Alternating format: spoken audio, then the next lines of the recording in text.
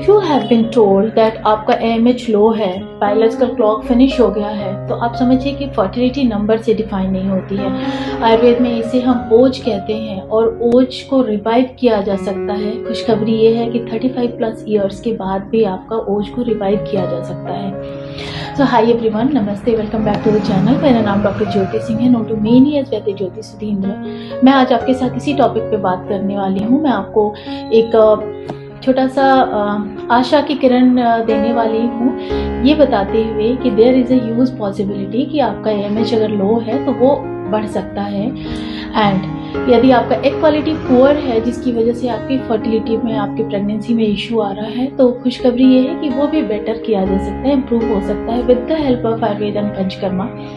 So stay till the end, इस video को पूरा देखें सो दैट आपको क्लियर इंसाइट्स मिलें। यूजुअली AMH को एक की क्वांटिटी से डिनोट किया जाता है, पर आप समझिए कि क्वांटिटी नहीं, क्वालिटी मैटर करती है। अगर आपके अंदर 1 या 2 ओवेरियन रिजर्व में एग्स बचे हुए हैं और अगर वो हेल्दी है तो there is a huge possibility, और अगर वो हेल्दी नहीं है तो भी उसका सोल्यूशन है with the help of Ayurveda and panchakarma. See what happen, होता क्या है कि AMH को हम यूजुअली एक की क्वांटिटी से डिनोट करते हैं, क्वालिटी का मेजरमेंट नहीं होता है। अब क्वांटिटी की बात तो एक तरफ हो गई। फॉर एग्जांपल, अगर आपके अंदर 1 या 2 एग बचे हुए हैं जो ओवेरियन रिजर्व का हिस्सा है और आपके वो दोनों एग या एक एग भी है और वो हेल्दी है इनफ, तो ह्यूज पॉसिबिलिटी है कि आपकी प्रेगनेंसी जो है वो नेचुरल हो सकती है, या फिर अगर आप IVF के लिए भी जाते हैं तो वहाँ सक्सेसफुल होने के चांसेस ज़्यादा होते हैं।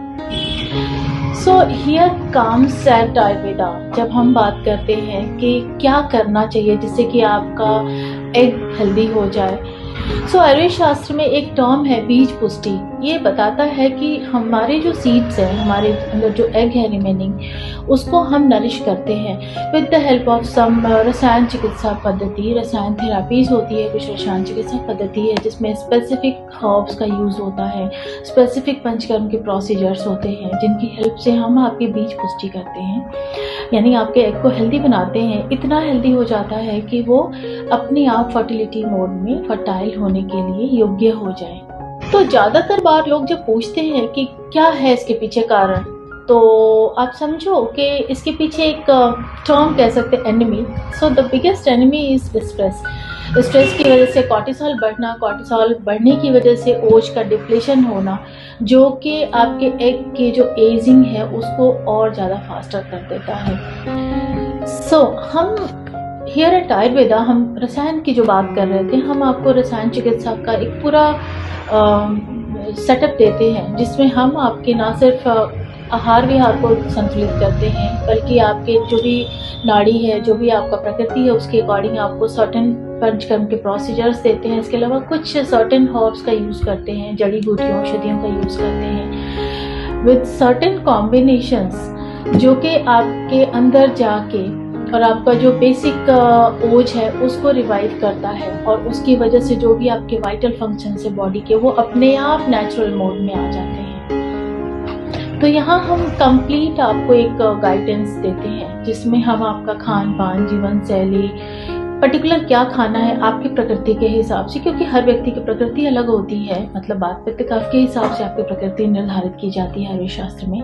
तो आपकी प्रकृति के हिसाब से, अपार्ट फ्रॉम दैट, आपकी प्रकृति चाहे जो भी हो, प्रकृति का अभिघात हो जाता है। समटाइम्स आप होते किसी और प्रकृति के हो, पर अंदर जो गड़बड़ियाँ चल रही होती हैं उसकी वजह से प्रकृति कुछ और निकल के आती है, या दोष कोई और ज़्यादा स्ट्रांग बन के आता है जब हम आपको नाड़ी परीक्षा करते हैं। तो जो भी आपका उस वक्त का कंडीशन होता है उसके अकॉर्डिंग हम आपका कंप्लीट ट्रांसफॉर्म करते हैं, मतलब खाना पीना, उठना बैठना, सोना जगना, कितने बजे सोना है, क्या खाना है, कौन सा विशेष औषधियों का सेवन करना है, कौन से विशेष भोज्य पदार्थों का सेवन करना है, कितनी मात्रा में करना है। ये सब चीज़ें जब कंबाइन होती हैं विद सम पंचकर्म प्रोसीजर्स, क्योंकि पंचकर्म की कुछ विशेष चिकित्सा पद्धति है जो फर्टिलिटी के लिए डिजाइन है, तो उसके साथ जब आप आती हो तो आप पाती हो कि आपको after few months of treatment, बहुत सारे केसेस में देखा गया है कि आफ्टर 21 डेज जो हम रिपीट करते हैं उसमें बहुत अच्छे चेंजेस मिलते हैं, पॉजिटिव रिजल्ट्स मिलते हैं।